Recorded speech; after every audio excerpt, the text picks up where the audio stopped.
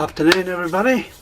Right, it is now the first week in June 2026. Time for another project, I think. And today I'm thinking I want to make a pouch. Like the old pouches they used to wear on the hip in medieval times with a little clasp on it, and you used to put all your bits and bobs in it. I think they used to call it a possibles pouch. So we're going to try and do one of those today. Let me just adjust my camera slightly. There we go. So what do we do first? Right, you're gonna have to make yourself a mould. Sorry, you're either going to buy one from somewhere or you're going to have to make one. All this is a piece of old kitchen worktop. That's all that is.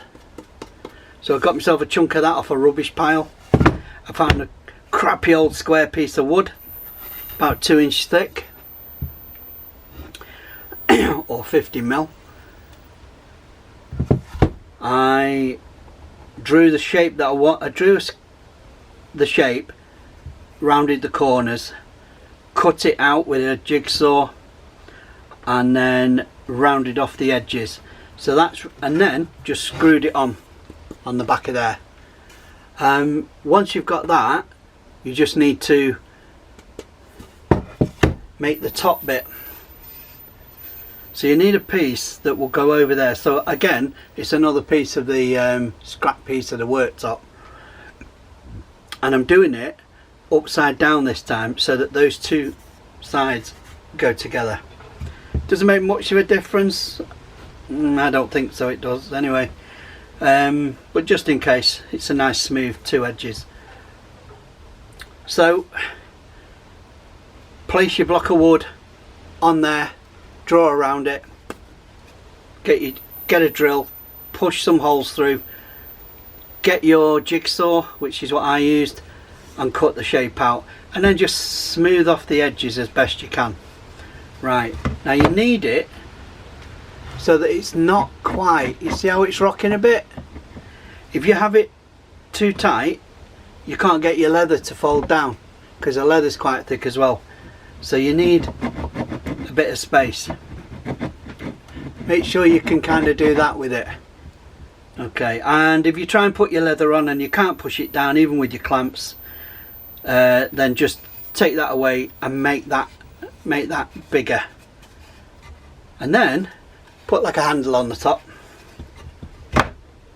and there you go. This is for a 6-inch possibles pouch mould. Right, so once you've got that, you need to get a piece of leather that's going to flatten over that. So what I did, where's it gone? Where's it gone? I can't remember where I put it now.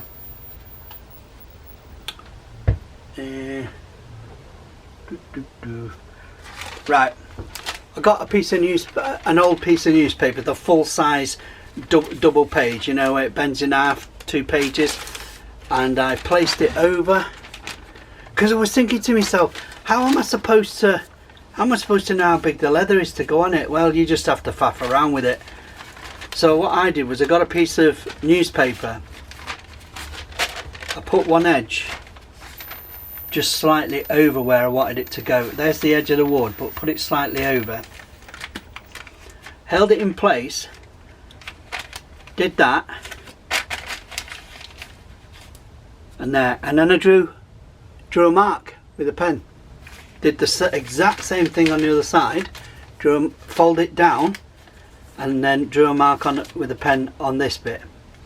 Then I came across to the back, I let all that go loose, come across to the back, fold it down, let it come out, and then find a mark near the edge here, right near the edge, and then I just took it off. Where has it gone? I took it off, I got my ruler, I think somebody's been in my workshop. Alright, that'll do. Got a pen and a ruler. Found the marks that I made. Drew the lines. Drew the lines. Across there. Drew the lines. Joined it all up. Then I went a little bit past where it was, making another mark to go. There's where my line came out, so I went, that's my original line, I went past it by another ½ inch just to be on the safe side that I've got enough leather, because remember when you're squeezing it in, it pulls the edges in. If you haven't got enough, you're not going to be able to do it and you just waste it. So then I cut my leather out, cut my piece of paper out, and then we had to get a sheet of leather. So I've got my leather.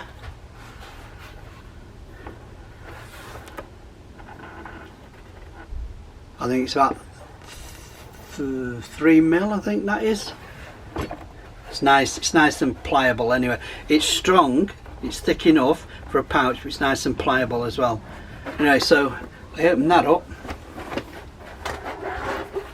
turn it over, got my piece of paper, lay it on there, just like when you're doing all the other patterns that I show you. Draw around it.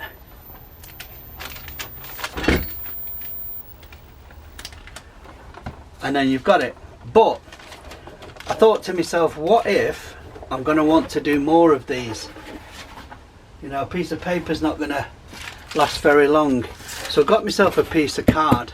I can use any card, I'm just using a piece of old foam board. And I drew it, I can throw that piece of paper away now. And I now have a solid piece that I can put to one side, and if I ever want to make another one, I can just go straight to that, put it on the leather, bosh, I know what size to do. And this is for the 6-inch Possibles pouch. Ta-da! Okay, now there'll be other bits that we need to make another template like this later on for the back, so we'll do that as we go along. So keep that to one side. We've already put that on. Now before we cut the leather, how many people are still going out and wasting lots and lots of money buying lots and lots of blades, Stanley blades or whatever, because they keep going dull after a few cuts into the leather? Well, yes they do, but make yourself one of these. Cut yourself a chunk of leather, any old chunk of leather. This is an old wallet that I made. So yeah, just cut yourself a length of leather like that, and then cut yourself a smooth piece of leather. So this is the rough side up and this one is the smooth side up. Stick this, it's only about ½ inch wide. What I've done is I've done it so that it roughly can take the blade, glue that, stick it to the edge. Get yourself some Smurf poo. You Google Smurf poo and see what comes up, because this is what it is. There is a proper name for it. It's oh, what is it now? It's for sharpening. Anyway, what I do is, if I've got a load of metal already on there like I did yesterday, I just get my blade,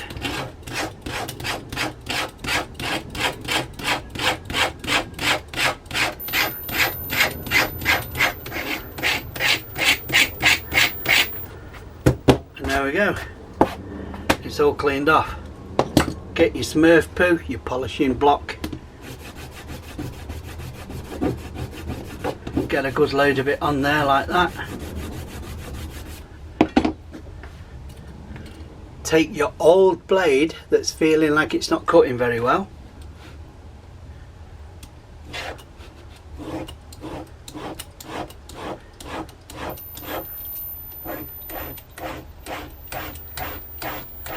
start doing that.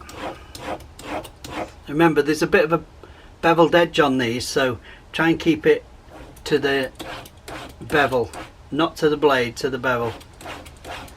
Just do that a few times. You'll be dead surprised, I tell you. Spin it round to the flat bit and strop it.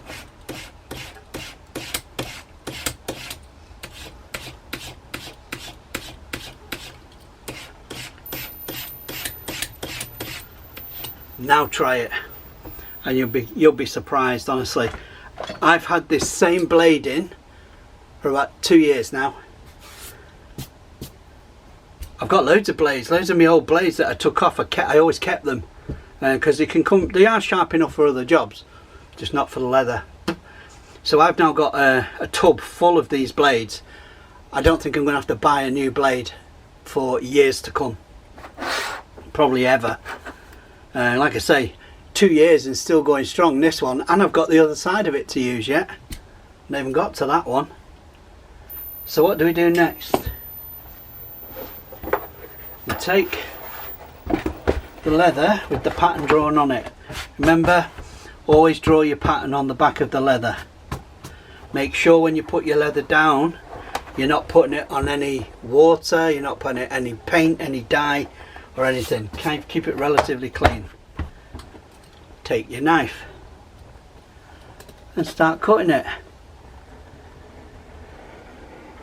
Oh, it's so nice when you get a sharp blade, it really is. When you get these little pieces, keep them. You can make straps out of them, name tags, all kinds of things.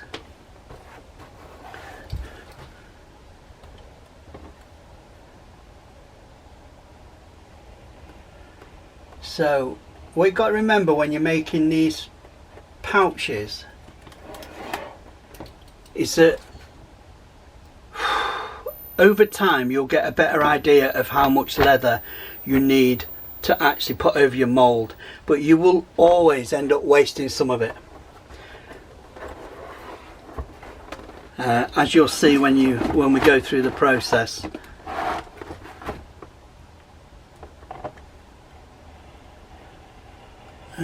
We just cut along there like that, keeping your blade low. Oh wow, look how sharp that is. God. Okay, put that main bit of leather away.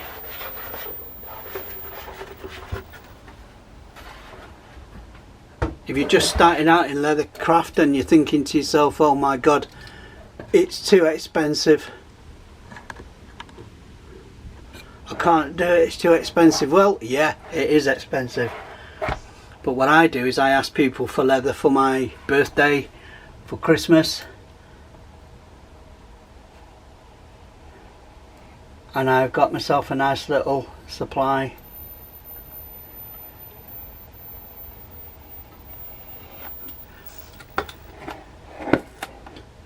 You might have to help them to order it though, so they don't end up giving you the wrong stuff. If you get a cut off like this that's really thin, you can't really use for a wrist strap, no, but you can use it to tie things together. Right, so there we have it. That's the size that we want. You got to make sure you got a nice, at least one nice straight edge as well. There's your mould. You're going to end up putting the straight edge along the edge of that wood there. Now I go slightly over it because as you start moulding it, it pulls it back, and you might, when it's moulded and it's all fastened down, you might actually notice some of the wood sticking out like that, but that's fine, don't worry about it, because it always tends to bow a little bit there, which gives it quite a good look actually. And the guy who I learnt from online, he said exactly that, and he was right, it gives it quite a good look. But I always start going just slightly, and I mean maybe a millimetre or two above it.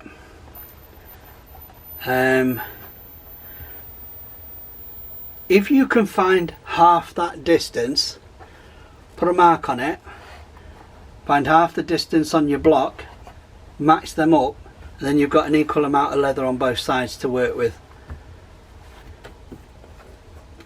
I'll see if mine's that precise. Sometimes it is, sometimes it's not.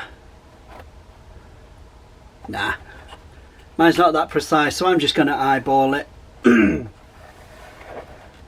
see, if I do that, I can see there's more on this side. Let me just move that out a bit. There's actually more on this side than there is on this side.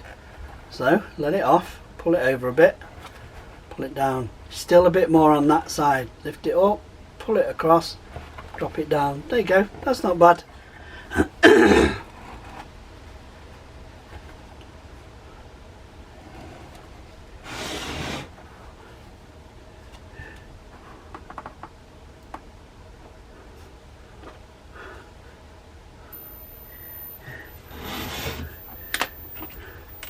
Now I know that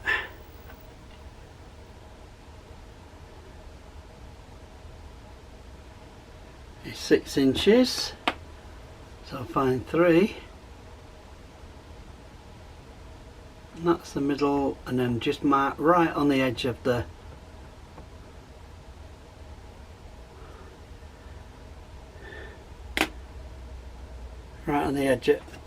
I've put a little mark right on the edge of the leather and a mark on the wood, so I know the wood is 6 inches, so middle is 3.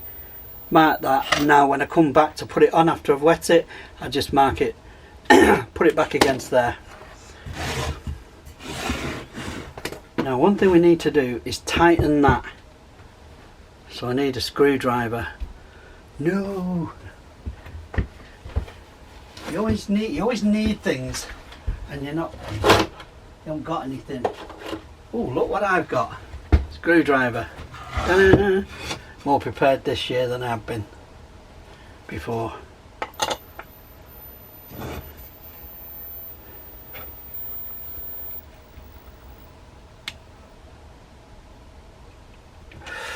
That's better. Now one thing we will need is we'll need a load of clamps.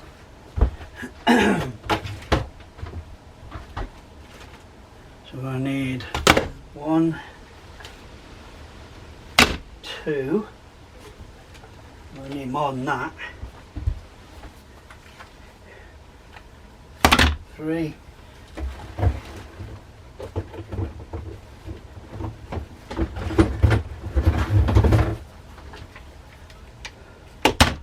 4,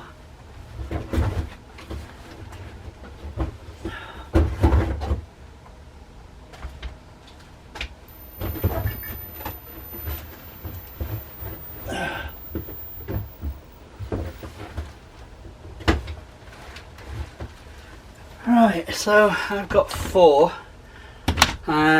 Sometimes you could do with a 5th one, so if you can get a 5th one, do so. Right, and these are sort of clamps you want. The quick grip ones, where you've got a handle and you can just open it and close it like that. So, got your clamps. Put them to one side for a minute. Tilt that up a bit.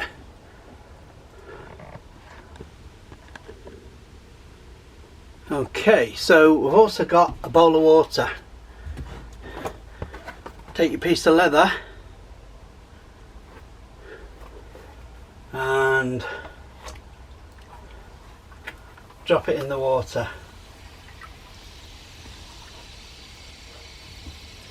You will hear a load of hissing,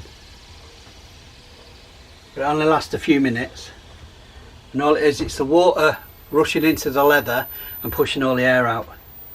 A lot of people, they put the leather in and they say, oh, you've got to leave it now for, oh, I don't know, like 24 hours to soak in the water.